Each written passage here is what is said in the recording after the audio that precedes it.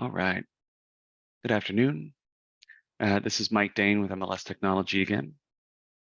This afternoon's class is going to be going over CMAs in Matrix.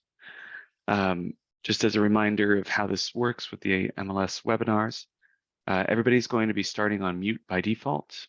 We also have a Q&A section down at the bottom of the screen where you guys can post any of your questions. There is a chat section as well. Make sure to focus any comments, examples, anecdotes, anything that you guys want to share that's not a question should be posted into chat. The Q&A section, just as a heads up, does give me a little bit more notice that somebody has posted something. The chat section really doesn't. So that's part of the reason why we want to try and make sure that everybody's posting their questions in the right spot. Now, the session is going to be recorded. I should have this morning's class and this afternoon's class ready to share pretty soon here. But if you guys have any need of going through and watching the video, we'll be sending the link after class with some extra documentation. I also wanted to mention, if you guys have any audio, video issues whatsoever, please make sure that you guys are letting us know as quickly as possible. Part of the reason is just because we want to make sure that you guys are all getting the CE credit. If it turns out that you're getting disconnected all the time, that might have been for extended periods of time, that could cause a problem that we prefer to avoid if possible. But we will get the CE credit sent off pretty much right after class is over today. But if you do end up noticing any delays with the information getting sent over to our compatriots over at OREC, you can always just let us know. We can find out where along in the process it is. But very often, we're going to be getting the information processed and sent off within the day, and it's just a matter of them actually applying it to the accounts. But beyond that, we should be set. Just another refresher real quick on the buttons available. Again, chat for any commentary, Q&A for any questions. And if you would like to ask a question with your voice, just hit that raise hand option. If you're joining us on a mobile device, again, raise hand is going to be for getting unmuted, chat for any commentary, Q&A for any questions. All right, so doesn't look like we have too many people that are going to be joining us this afternoon, but I'm going to go ahead and get this out of the way, and we can go ahead and get started. So I'm going to launch a quick poll here. This is pretty much a recap of the same thing that we did earlier this morning, but just asking if you're new to real estate. And this time we're actually asking, have you done a CMA before? Just as a reminder, this is required for the CE credit, so just make sure you get your response put in. That way we can apply the credit to you.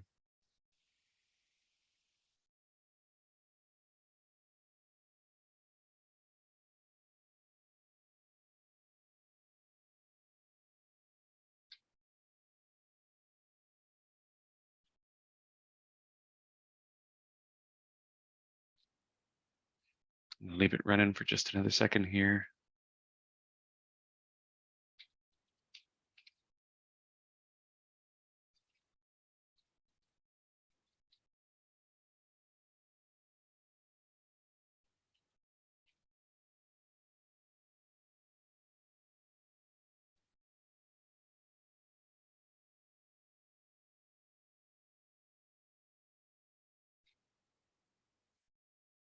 All right, got everybody's responses.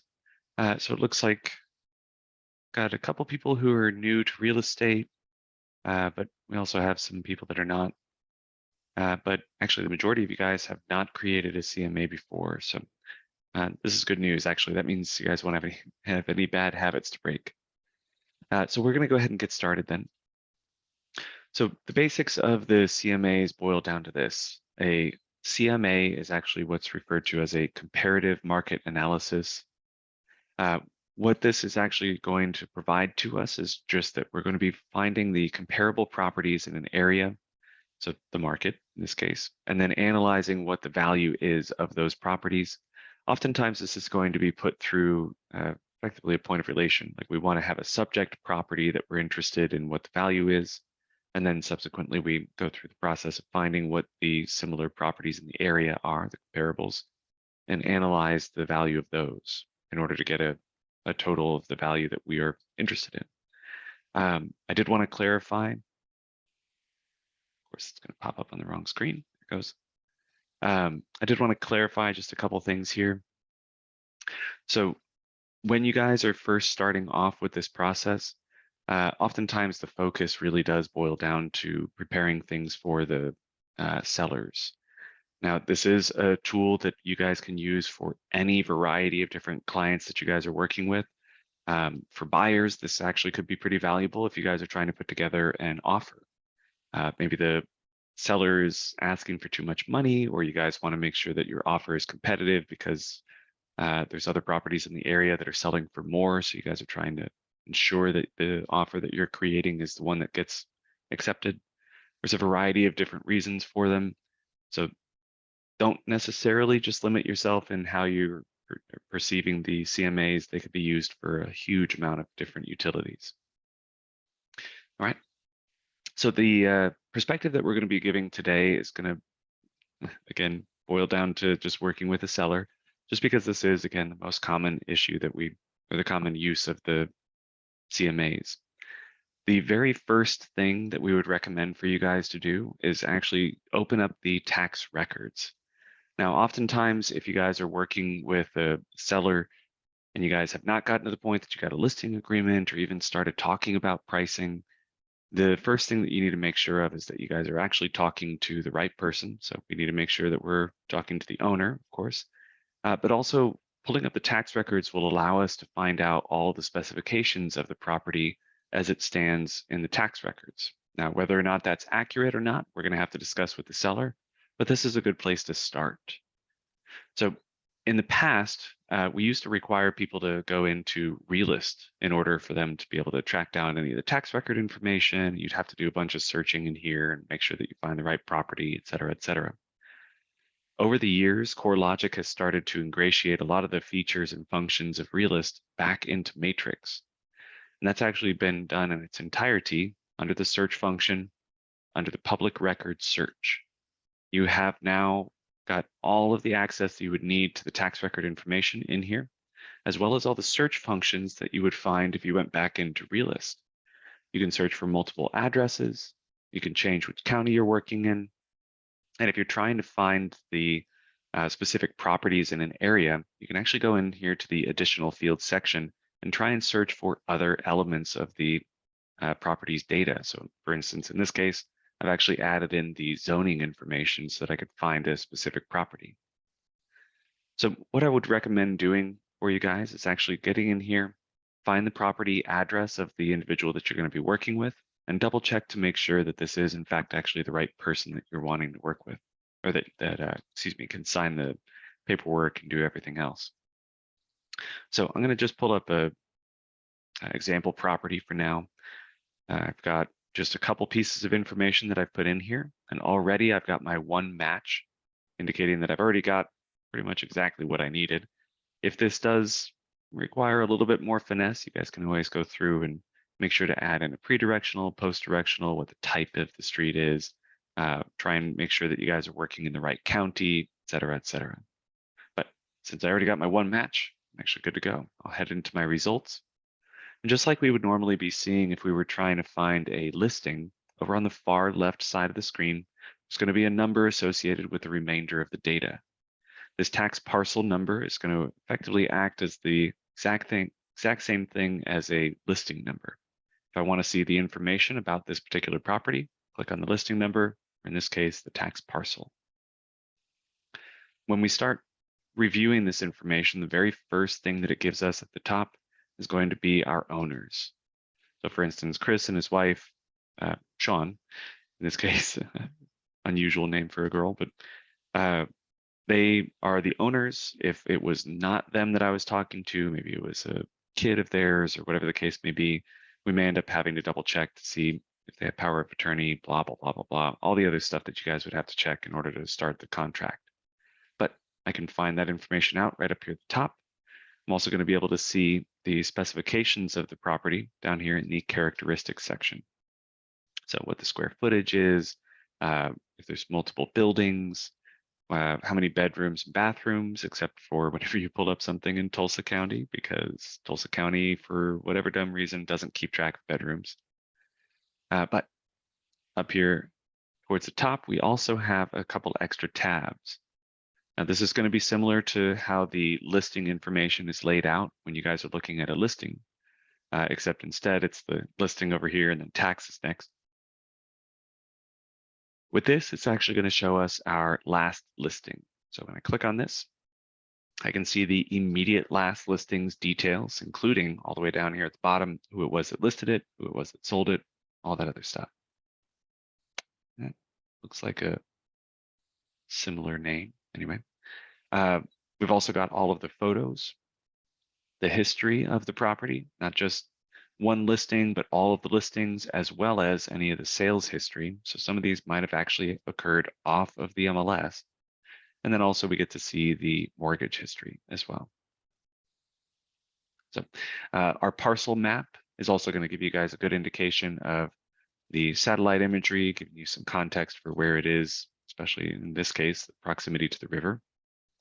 We also have the parcel dimensions over here, so we can kind of get some perspective on how large the property is. And then we also have a contextual map on here that you guys can zoom in and out on. You can also add some extra layers. We've got the flood map, another version of the flood map, what the school district lines are, what neighborhoods are in that area, etc. And then finally, we also have a flood map section. Now, the flood map section is going to be a little bit more explicit in showing us the details about the property's flood situation. In this case, the details that are shown up here at the very top of the screen are actually coming over directly from the tax records information about the FEMA's designation. The FEMA information is also going to be visualized here on the map below. You can kind of zoom in and see where the lines are for the flood zones. Just as a reminder, if you guys are unfamiliar with any of the flood map information, you can always get into FEMA.gov and it'll have explanations of what the difference is between a floodway and a floodplain, what this actually means when it says 100-year versus 500-year. There's all sorts of different things that you guys can learn on there. FEMA is a pretty solid organization when it comes to actually displaying the information and explaining it to you well. But I'm going to head back to my tax information. If I were trying to put together a comparable market analysis, I am lucky in this case that I have a subdivision that I can search within, and then I also have a bunch of specifications that I can find comparable properties with. But I did want to point something interesting out. This won't always be the case. We're going to talk about some different ways for us to search for the details of a property and search then for the comparable properties as well. All right. So after we've gone through and reviewed our tax information, again, this isn't necessarily required, it's just our strong recommendation. But after we've gone through and reviewed this information, we can now head in to check the history of this listing. Now, the listing itself is actually, or the previous listing itself is going to be in last listing. History is going to be where we can actually review all of the history of the property. In this case, it looks like it was sold in 2001 and again in 2012. Any previous records beyond that might not have been digital and subsequently were not entered in. And this is always going to vary based on the county that you're in as well. So whether or not there's a plethora of information about this property, whether or not there's hardly any digital records, all of that could be factors. I also wanted to point out, as far as the listing data goes, we have digital records that go all the way back to 1992. Now, that's going to be mostly in Tulsa County specifically, and the surrounding area may have some extra details from around that same time. But as years have gone on, Bartlesville ended up joining our association and the MLS a while ago. And then we also had some extra associations that decided to join our MLS specifically. And sometimes they would feed over some of the historical data. Other times they might not. In fact, we had an association join us in 2020, the Ardmore Board of Realtors, or that, not the Ardmore Board of Realtors. They are the Southern Oklahoma Board of Realtors, but they're located in Ardmore. They ended up feeding us over 5 years worth of listing data. So you guys could actually see all of the information about when it was listed, any price drops, expirations, et cetera, et cetera. So just bear that in mind that you might not always be able to get a complete picture of the history. It's all going to be dependent on the tax record information and whether or not it had been previously listed. Now, this is kind of important for us to get some perspective on this, because if we go back and we see, all right, well, the people that are currently the owners of this property paid $269,000, they may have some expectations that, at least at the moment, the market has dramatically increased some of the values of some properties. So they may have some high expectations of what they paid for, and then adding on the market value that they think has been growing over time. All right, the next thing we're going to do is we're actually going to start gathering our comparable properties. So this is where we're actually going to open up to a little bit of a interaction. In the chat section, if you guys wouldn't mind, write down what it is that you guys would be searching for if you were going to be doing the search for comparable properties. And again, there is no wrong answers here. I don't want you guys to feel like if you write something down that's not correct, or not used in our general search, that you've done something wrong. All of the search functions that you guys can use in this system have different criteria. All of the different CMAs that you guys might be making are going to be dependent on other elements. So in that chat section, just write down what it is that you guys often use to search for comparable properties.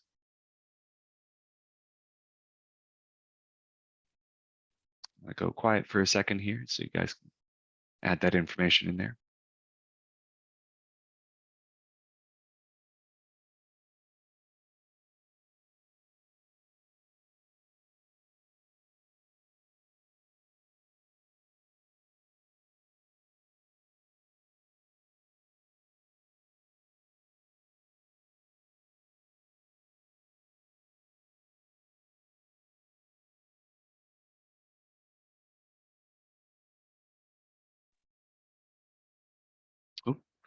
Oh, we got one. So the status, active, pending, closed. Oh, and Carrie just responded as well. Square footage, acres, age of the house. That's actually a really important one, especially if you guys end up working with a property that isn't in a subdivision. Finding the age of the property might actually help you guys narrow down the focus to ensure that you're finding all the other properties that were made at the same time that oftentimes are going to be similar builds, similar specifications, etc. Town or school district, that's good too. And actually, let me put a little list up here so we can actually keep track of this as time goes on.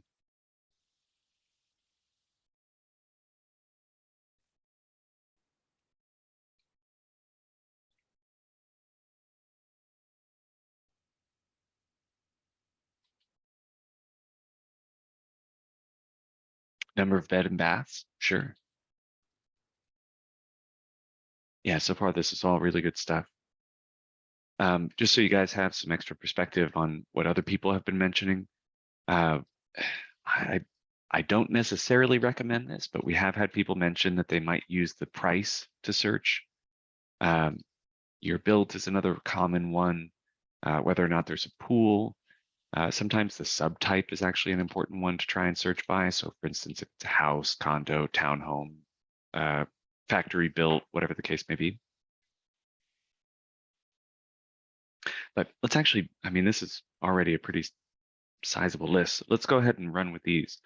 So the status actually is one of the few things that we very strongly recommend. This is actually what I would consider a required element of the search for comparable properties. Another one would actually be, like mentioned here, town or school district. An area is also going to be crucial. So we want to make sure that we have the area. This can be a subdivision, it could be a radius, whatever you guys think might be adequate for finding the comparables. But there's a lesser thought about criteria that I always make sure to mention to people. The fun thing is that you guys actually don't have to manually enter this. So when we have the active status set, again, this is just a system-wide default, and we start adding in pending, closed, you'll notice that it automatically starts putting in these numbers over to the right. 0 to 180, 0 to 180, bad and expired, 0 to 180. So this 0 to 180 is actually a relative scale. So this is effectively what's called a sliding time scale. So as time goes on, we're going to always see that 0 days, meaning today, all the way to 180 days in the past, which, surprise, surprise, 6 months back. So whenever you run this, whether it's today or 5 weeks from now, it's always going to start with today and go back 180 days. This time frame is actually one of the more crucial elements to this. So what I usually recommend to people to do is always make sure that you guys set up the status and then clarify the time frame. 6 months is recommended, never over a year. And then we also need to make sure that our area is well defined as well. Now, the status options, actually Carrie or Connie, Carrie, sorry. Carrie nailed this on the head. I did want to mention as well that if you guys do end up in a situation where you have a client that's maybe vastly overestimating the value of their property, or they might be trying to price it into a price range that's just not going to get any biters, it might be crucial to include those expired listings. Now, the funny thing is that very often in the market right now, things aren't making it to expiration. So this is just kind of something to keep in your back pocket until we have the markets start to cool. Things are kind of leveling off a little bit more so that we actually have expiring listings. But those expired listings could be excellent information for your clients if they do end up in a situation where they're trying to say, oh, well, I want it to be, insert whatever the value is plus $50,000. And you're like, no, I don't think you understand. The other properties in your area that have the exact same specifications and have been listed for that extra $50,000 did not end up selling and ended up having their listing agreements expire. They didn't end up selling their properties. So it might be very important to reinforce that information with them through showing those expired listings. Now, the time frame one is actually going to be important for a very specific reason. When we're actually looking at the past data, if we start moving too far back, it's going to start reducing the relevance of the information that we're looking at. And what that means is that if I'm looking at something that was maybe 6 months ago, that's going to be putting it back in January, right? If we end up seeing something from back in January, the pricing might be a little bit different, but it's generally going to be the same. But if you guys remember last June, or even worse, if you guys were trying to run this the June before and you were going back a whole year, the market was radically different. The fluctuations in the market are pretty dramatic to begin with. So even this 6 months is kind of pushing it. But if you guys do end up in a situation where you're working with a rural property and there's hardly anything nearby, it is possible that you actually might need to go all the way up to a year back. Now, the good news is if you do end up in a situation where you're having to go back really far as the time frame goes, there's a very good possibility that there actually hasn't been that much activity to cause the market to have those dramatic fluctuations in value like we might see in a more heavily populated area. So if you guys are working in the city, 6 months might be as much as you would ever need. If you guys are working in rural areas, you might go all the way up to a year. You might end up having to expand your area more. So there's a lot of different factors. It's always going to depend on where the property is and what the needs are of the client. So these other options, because I want to make sure that you guys understand, again, these are not bad search criteria. The square footage could actually be a crucial element if maybe there's a whole bunch of properties nearby and this one just happens to be the largest one. It's just more space, but the same amount of acreage or the same amount of bedrooms and bathrooms, but it's just a larger property. Or maybe you guys are working with a property that has a ton of acreage, but all of the properties that have the exact same bedrooms, bathrooms, square footage, everything else nearby are all small parcels, small lots. Again, the age of the house could be a crucial element, especially if you guys are working in a subdivision. Maybe there's a whole bunch of houses that were added to this subdivision when it had a extra area expanded upon it. And now we want to make sure that we're only seeing the other properties that have that same age. The school district, this could also be included under the area. So I'm gonna actually add that up here. Town or school district. School district especially could be important if you guys are working in rural areas. Subdivision is usually the one I recommend first and foremost, then using a radius, school districts are typically going to be smaller than towns, but oftentimes there might be a lot of overlap. Like, it's a good example. Ada actually has 2 school districts. Ada proper is Ada, and then there's a tiny little suburb outside of it called Latta. So the school district might actually be really good if you guys are working in Latta. The price, I mentioned this one, excuse me, the number of beds and baths. This is a great refinement tool, especially if you guys do end up having an abundance of properties based on the search results that you already did. If you do end up having to narrow down your information a little bit, number of bedrooms and bathrooms could actually be a good deciding factor. So like you got 3 bedrooms, we don't want to see something that has 4 bedrooms. We'll be talking about that a little bit later. I mentioned the price. Coincidentally, I didn't think that this was actually something you would ever even want to include. And then I ended up talking to some people down in the Durant area that do a lot of lake property. And what it boiled down to was just that when they're actually looking at properties in that vicinity, there isn't always a way, or it might not have been mentioned on the listing, to verify whether or not the properties have lakefront access. So in this case, the price might be something that we may need to verify. So we could effectively set a bottom limit so that we don't see things that are dramatically underpriced, because those might actually be the properties that are a couple miles from or a couple blocks or a couple houses from the actual water. So if you guys are working with a very unique property in an area where there's only a couple other unique properties and a lot of more plain properties, that price might be an easy way to make sure that you guys don't end up seeing results that are going to muddy the value of this CMA for you. Pool, subtype, and I mean, these are just kind of more specific things that you may end up needing to add if you're needing to whittle down a large amount of results. Now, since I do a lot of training in areas that are pretty far outside of Tulsa, I have had a lot of discussions really about how to help with the rural properties. If you guys do end up in a situation where you're not finding enough results, again, these are things that people are dealing with on a regular basis. Expanding the area is going to be the most important thing. Expanding the time frame would be next. And then potentially, if there is any expired listings, especially if you guys are working with rural property, you guys can add those in as well. So let's make the rubber meet the road. And we're actually going to do a search for a specific subdivision. Now, we're going to be doing a couple of these. Our first example is going to be Eagle Ridge.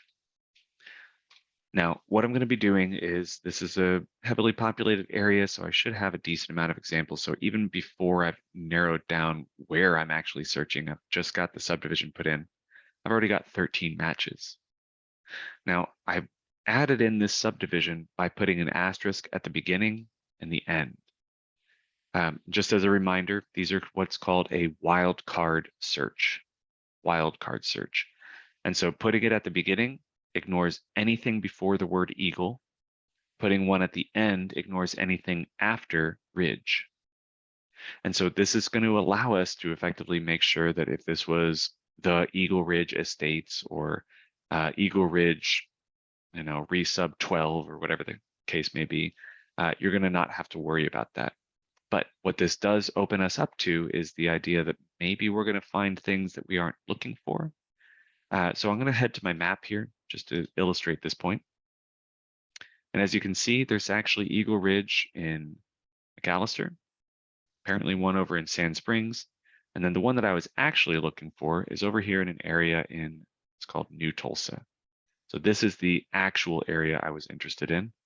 As I've been zooming in, you can actually keep track of, here's my sum total. Remember, we had 13 when we were initially looking at the criteria and that live count. When I started to zoom in, it actually is showing me now 9 of 13, indicating this is the area that I'm in. These are the ones that are visually showing up on the screen right now, and subsequently I'm at 9. To help myself make sure that I'm not going to have to put in a bunch of extra details, I can always just draw a rectangle around the area that I was interested in. We can always adjust this later as well, so that if we needed to shrink it in just a little bit, we can put that in place. Now, once we've ensured that, again, our criteria includes the status, the time frame, and our area being defined, always double check your map. This is as much an important part of actually adding in any of the other criteria, just because of the fact that we want to make sure that we're not finding properties that are too far away from the property that we're searching for. So again, in our case, we might have a property in mind. That's what we're going to be looking for, making sure that everything is nearby.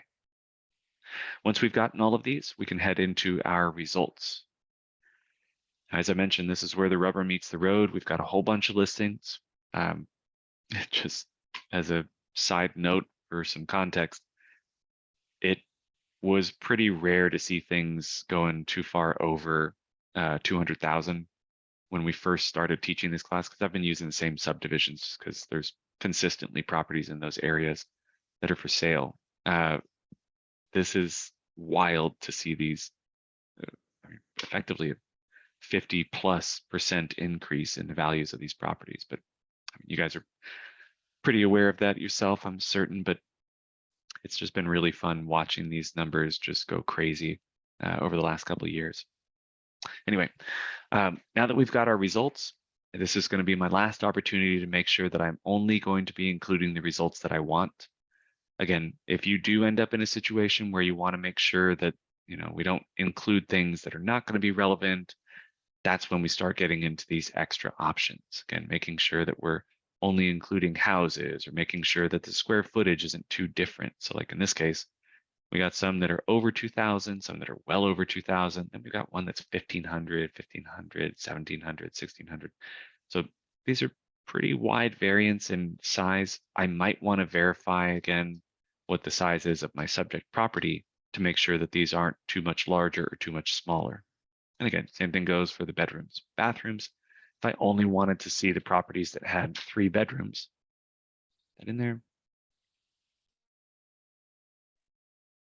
we're good to go. So now I only see the 3. This also got rid of a couple of those outliers. I'm still going to have one property that's a little bit larger. It's also the one that has a half bath. So maybe this value is actually a little bit more accurate. But once we've gotten all of this set up, I can actually take the information that I have. So I can either select all of them at once. There's also an all button, none button, or page button up here. And we can select all of those and then just immediately dump them into a quick CMA. The quick CMA is by far the most commonly used of the CMA options, primarily just because it's grab the results, hit a button, you get a PDF. Now the PDF in this case shows the search criteria up at the top by default. This is actually just built into the report. Then I'm also going to see any of the header and footer that I had up there at the top, at the top of the page. Below that, though, we're going to see the market analysis summary. This is where it's going to show us the details about each of the properties that I found. So I've got these 2 that are currently pending.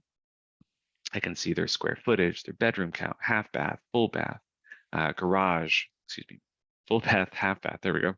Garage, year built, acreage, price per square foot, list price, what it's sold for, which is going to be more relevant down here in the closed price, sale versus list price, and then these DOM and CDOM sections. Now, I did want to remind you guys of this just because this is something that we've had a lot of questions on recently. But the DOM and CDOM are actually referencing the days on market and then the cumulative days on market. Now, days on market is specifically referring to just the listing itself. So this is not trying to indicate how long the property was on the market as a whole. The cumulative days on market is going to do that. This is going to keep track of how long this address has been in the system. So if this was something where, let's say it spent, actually in this case, 99 days working with Red Balloon Real Estate, if we have 99 days on the market with a different agent, and then they ended up releasing that contract and putting it in, and of course it stayed on the market for 41 days with them, we're going to see a total that shows the 140 cumulative days on market. And since this actually was a question that I got asked yesterday, I did also want to clarify something else as well, since this is something I've been thinking about with the days on market. When you guys put the listings into the system, just as a reminder, that list date is actually supposed to show the date that the listing agreement became effective.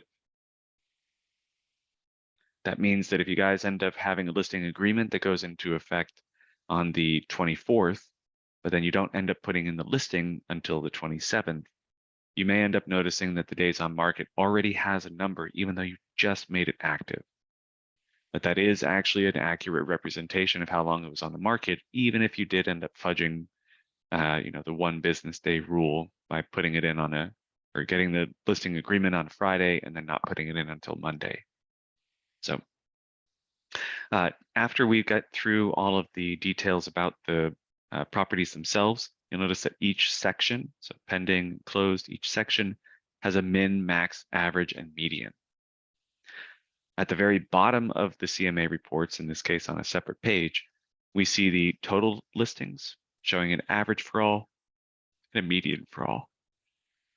Now, unfortunately, in this case, the actual labeling is a little bit distant, so it might not always make sense where this is actually put, but this will help us out by showing us what the average was and what the median was. I did also want to indicate to you guys, this is kind of more a mathematical thing. Average is actually something that can be dramatically thrown off by an outlier. To kind of represent that, we got a minimum, which is 230, and then we got a maximum, which is 300. Now that 300 is actually drawing our average up a little bit. Now there's 7 results, so it's not going to drag that too far up. But if there was some other outliers as well, that average could be thrown off. The median, on the other hand, is actually the middle point. This is typically the actual number that people are thinking of whenever they conceptualize what an average is. As an example of how extreme an average can be thrown off, when I was going to college, they had just produced a report on what each of the majors, like expected salary would be within a year of their graduation. One of the numbers was just dramatically higher than almost every other. And it happened to be that there was a certain major that had been influenced by a very famous sports athlete who just happened to have gotten his degree in that particular field. So if you guys ever look this up, there is a geography major that was thrown off by Michael Jordan because he was making millions and millions and millions of dollars right out of college, and subsequently the geography major ended up having that one person, that one outlier in a very small field, throw off the average salary for everyone. So if you guys are looking for what we normally think of as an average, it's probably the median that you're thinking of. That's also usually what I recommend people to point out to the clients, is that the median is what they're actually going to shoot for whatever the value is of the property, and then adding or subtracting based on the specifications of the properties in question. So I'm going to go ahead and close out of this. So again, this quick CMA that I created, I ran my search, selected a whole bunch of items, hit the quick CMA. Next, let's talk about this CMA report, because this is going to be very important. I'm going to go ahead and switch us over to quick residential search. So I got a blank slate. And this time we're going to be searching for a place called Turtle Creek. So asterisk, Turtle Creek. Go, get an asterisk at the end as well. Now, right now I do have 1 active match. Gonna make sure that you guys get your statuses put in and make sure that you include the time frame. Now, as I added all of these, I got all the way up to 31 matches, but again, don't get your hopes up quite yet. Head over to the map, make sure that you're not including any of the data that you don't want. So in my case, I'm going to just drag a rectangle around the actual Turtle Creek I was interested in. Now I'm down to 22. That's a little bit more reasonable. Run over to my results, and I can see I've got 1 active, 6 pending, and then a whole bunch more that are closed. So that should be a pretty decent sampling size for me. Again, if I wanted to just create a quick CMA, I can hit the button here, but there's also an option that I wanted to point out under print. When you guys go to the print, you can create kind of a mini CMA report by going into the quick CMA option down here at the bottom, and then holding down Control and selecting the 3-up comparison. I'm a very visual person by nature. I see things, they make sense to me, but if you give me data that's just numbers or words or something like that, I might not always be able to get it. But if I do this 3-up comparison, what this could actually really help your client do is, if I live in an area and I'm constantly working in that area, or going in and out of that area when I drive to work or whatever, and then I come home and pass by this particular property, I might not know what that property is. When they tell me that it's got 1,300 square feet, that it was worth $211,000, I'd just be like, okay, that's in my neighborhood. I guess that's cool. But if I scroll down after the quick CMA, now I actually get to visualize these because I've got the primary photo, I've got a whole bunch of details, and I can actually do a side-by-side comparison, 3 per page, all the way through all of the listings that I had initially selected. So this is a great way for clients to be like, oh, hey, I know them. I live right next to them. How much did they owe? 220,000. Okay, I've been in their house. That seems like a reasonable price. That's what I want to list mine for. Whereas if I, and of course this doesn't help that this whole neighborhood looks practically identical to each other. But anyway, in other examples besides this one, this might help them understand why the pricing was done that way, and it could also bolster any of the pricing opinions that you're giving to them. All right, now the full CMA report is going to be a little bit different. So again, we've got the quick CMA button. We've got these 2 different versions of the quick CMA, the old one and the new one, which I recommend, and then adding in a 3-up comparison or any other details that you guys wanted to. But back here on our search results, under the actions page or actions screen, we've got the CMA button. This is going to start up a full-on report. I'm going to zoom us in just a little bit. For those of you guys who have been through the add edit course or have add edit permissions, you might recognize this particular layout up here at the top. This is the same exact way that you guys would be going through and adding listings into the system. You got a starting point, fill out all the information on each page, all the way to an end point. On our start point, we get to choose whether or not we want to add this to a specific contact. Anytime you guys see a space in Matrix that's going to mention the contact information, there's going to be a create a new contact option available to you. In this case, I don't want to connect it to a client. Subsequently, I don't need to. This is not a requirement. You guys don't have to do this. So I'm going to head next to the pages. Now I'm going to clear this out just so we can explain what the pages are. When you guys first get in here as well, you're going to notice that it has start, pages, and then there may not be anything after that. It's all going to be grayed out. The reason why these are all gone now is because I don't have any selected pages. Over on the left-hand side, I've got my available pages, and there's these little plus buttons that allow me to expand or contract those areas. So if I hit plus, it shows me the 2 options. Hit minus, it collapses that back down. When we select one of the pages, so like I'll do the one without a photo, I just click on that and it shows up under my selected pages. There are some sections that I would recommend just doing all of them. So for instance, this subject and adjustments, instead of clicking on each one individually or even expanding this section to begin with, you can actually just click on the title and it'll add both of those as well. Now, at the moment, what I've done is I've added a cover sheet that unlocked my cover section. I added in a summary list and a price adjustments, and that suddenly opened up a whole bunch of extra options. When I go into the comparables section, I'm going to also want to include pretty much everything that's on here except for the pro report. So if I click on the header, it adds all of those at once. And now I'm going to actually show you guys the other tools that are over here on the right. So this is going to define what position each of the pages is in. So I'm going to actually put my pricing recommendation, select it, hit the arrow, and just move that all the way up underneath where the price adjustments are. The pro report, on the other hand, I actually don't need at all. I'm just going to hit the X to get rid of it. If I decide my pricing recommendation should be the last thing they see, again, just select it and hit the arrow down. Now, there is a section on here that I just kind of don't recommend to people. This is the static information. I would suggest at least still going through and finding out what these say. So again, you could just hit static and then just it dumps everything in there. But there is also the possibility that you guys want to just not use them. There is some valuable information on some of these, like the effect of overpricing is really nice. Market analysis explanation can kind of bolster what you've already told them about what a CMA is. Setting the price, importance of pricing, pitfalls of overpricing, all of those could be really important, but it all is going to depend on your client.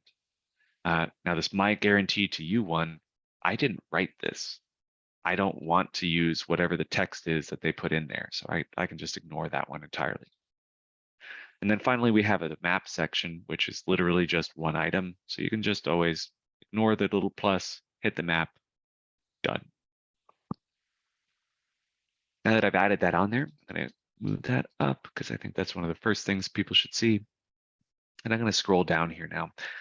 So underneath our available pages, we actually include an upload custom pages section. What this is allowing us to do is actually add in anything that we might have customized ourselves. So if you guys have a graphic design team that's putting stuff together for you, if your company has any documents that they want to include whenever you guys are starting these listing conversations with clients, anything that you guys might need, you can hit that upload custom pages option. And again, rearrange it into the position that you guys want it to be. And then there's also a couple buttons over here on the selected pages side with set as default, which means that all of these in this order will be set as your default. And then there's also a restore defaults. So for instance, if I had accidentally added some things on there and I wanted to get back to just my regular collection, I just hit restore defaults and it'll put me back. There's also that clear button. You may have noticed me click on that to clear out the options up here, but I think I should be set. Everything's in the order that I would like for it to be. I'm going to go ahead and head to my subject. Now, the subject section is where we're going to be able to clarify the property in question. So in our case, we have a specific property in Turtle Creek that we're going to be using. I have the address, and I also have a previous listing for this property. If I wanted to just go ahead and fill all this information in manually, whether it's something I have to do because there aren't any listings in the system, or whether it might be something where, you know, the listing that was last put in was just for vacant land and now there's a building on it or something like that, you guys can go ahead and click on that, type in the subject fields manually. There's also a search function. So if you come in here guns blazing and you just need to add the information and you had not gotten the listing number quite yet, you can go ahead and run a search for it and see if you can get what you need. In my case, I already have the MLS number, so I'm going to go ahead and just copy and paste that in there and click on Fill. Now, no matter which option you end up choosing, the end point of the subject section is going to be this. We're going to see it pop up with the information here. I've got all the details filled in from that previous listing, so I can effectively just clear out anything that wasn't relevant and move on. I do typically also want to recommend to people that you guys go to this locate option just to make sure that the pin is in the right spot. In my case, it is actually not in the right location. So this is the property in question, 25451. Kind of see it sneaking up there behind the little pop-up. But 25451 is actually just a couple lots over. So I can actually just click and drag my pin to the right spot. You can also manually type in the address and hit locate. It might find what you're looking for, but always, always, always double check. Guys, I think all of the people here right now are people who were in the class earlier today. So just as a reminder, not everybody maps their listings correctly. Always make sure that you do though. Anyway, I also wanted to point out, if you guys do end up in a situation where it's just radically in the wrong spot and you guys find that, oh, this is actually the right parcel, there is a place new pin button. It's going to turn your cursor into a reticle, click on the spot, and it drops the pin. Easy peasy. I need to make sure that I put it in the right spot. Uh-oh. Well, shot myself in the foot moving. I'm gonna hit reset. Hey, there we go. That's the right one. Done. All right. So I've got this move. Oh.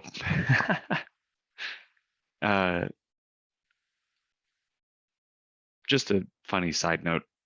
Anytime you guys see a latitude that's longer than like even 8 characters after the decimal, it's getting into the territory of not being even close to relevant data. Some of these numbers, as they go on and on, are actually getting down to like an atomic accuracy. So there's no need for these to be this long, but I'm glad that they did that. Anyway, next let's head to our cover. The cover in this case is actually something that's going to be filled in with the previous listing main photo. And then we also have down here at the bottom, the agent information. So you guys are aware this is actually information that you can change again under that my information that you found under settings. There's actually a whole section just for the CMA cover sheet, but you do have an option down here at the bottom that's edit my information, which allows me to go through and make permanent changes to this. And there's also an override my information for this CMA. This could be an important thing, especially for those of you guys who might not feel safe with whoever this is that's you're potentially going to be working with. If I have, for instance, my cell phone number put on here and I'm not particularly comfortable with whoever it is, but I still want to get them the information, and we'll find out if they're safe later. You can always hit that override my information for this CMA and then put in the office phone number or a more easily controlled phone number so that you're not having your personal cell phone number given away. Now, we also have the comparables option.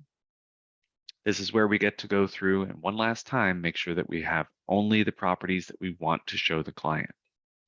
The good news is that this is automatically going to be sorting it by the status first, and then we can also include the distance as well.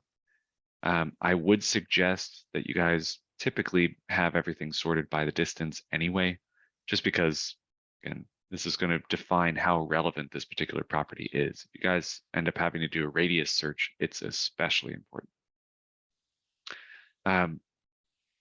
If you guys do end up finding that there's something that you needed to include, there's an add from listings option.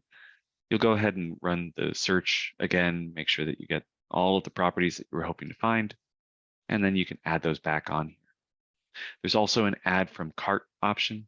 So if it turns out that you guys had gone through and maybe manually found all of the different listings that were relevant, you can do that add from cart and just grab that cart full of listings that you found. Now the next one over is going to, and actually before I move on, there's also the option to get rid of things. So if I do find that something's maybe a little too far away or it's got radically different specifications than the property I was looking at, we can just check the checkbox and delete those. All right, next we have our map.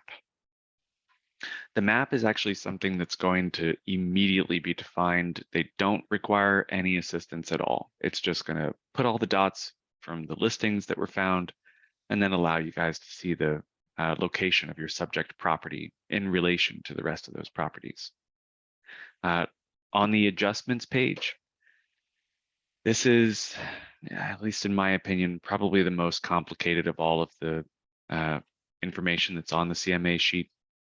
So what this is allowing us to do is take each listing and major elements of each of those listings and add a price, either positive or negative, to what that's actually going to influence for my property.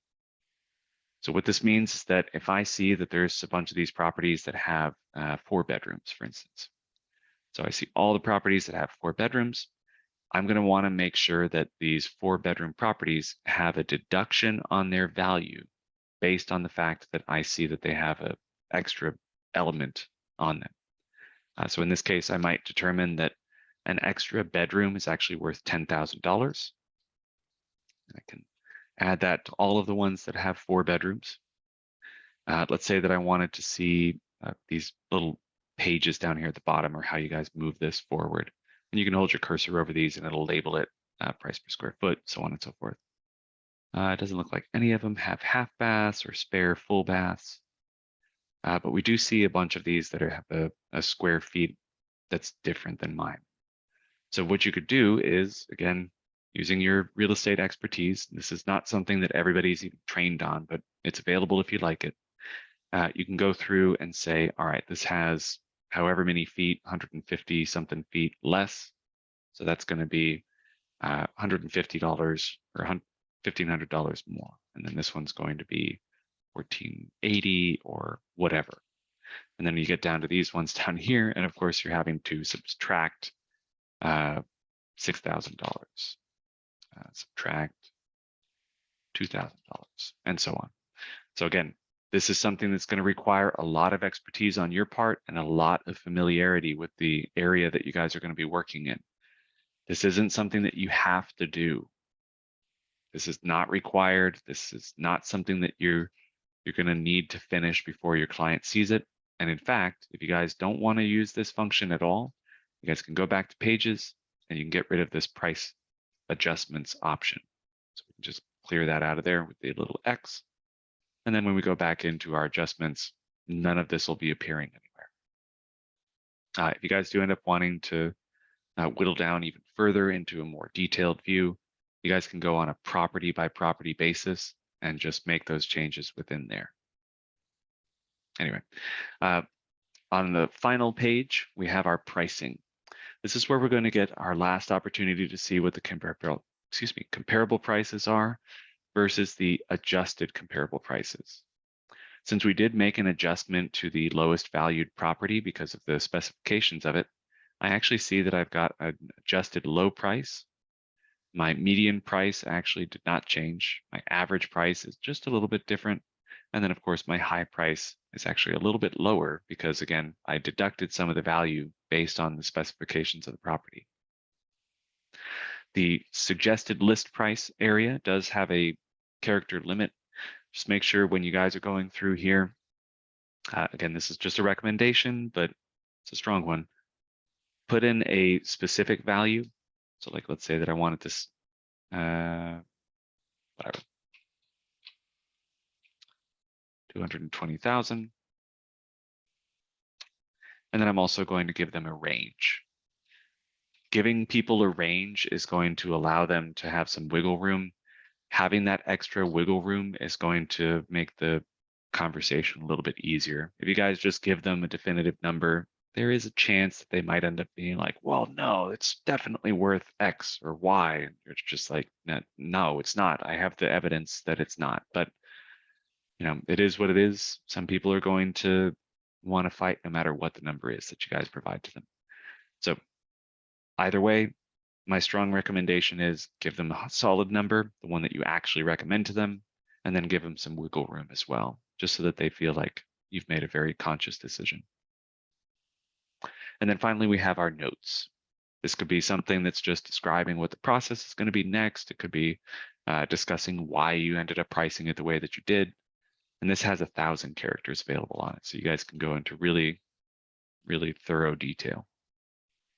But that's the end of the process. We go to the finish point, and we can either view the CMA, which allows us to see the PDF of it, or we can actually go back and email this to the client if there was a client that was connected to it. I also wanted to mention, just in case you guys are curious, this can save to a specific contact, and these will actually be preserved for 6 months. So if we needed to come back and be like, hey, you know what, last time we ran this CMA, we ended up finding some properties. I've rerun the exact same CMA and added in some of the extra properties that have sold in the meanwhile, and now we've got a different number to work with. You guys can do that either way. But I'm going to just go ahead and scroll through this. You guys can see what it actually looks like after the full report is created. But we are officially done with class. If you guys do end up wanting to stick around to ask any questions, just let me know. But otherwise, you guys are free to go. Thank you guys so much for joining us today. If you do end up having any problems or questions, you can always just get in contact with us at the service desk and we can help you out. Our phone number is, oh, I closed the window. Of course I did.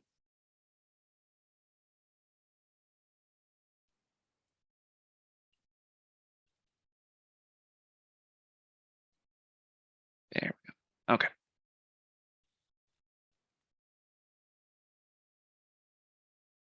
All right. There's our contact information. So you can always reach out to us by email. We've got an email address. We'll be checking that every day, even on weekends. I would not necessarily expect a quick response if you guys are sending something at 9 p.m. on a Saturday night, but we'll still try to get back in touch with you. And then we also have our help desk line that's available Monday through Friday, 8 to 5:30. If you have any questions, problems, suggestions, anything, just give us a call, let us know. All right. Thank you guys so much for joining us today, and I will see you all later. Stay safe out there.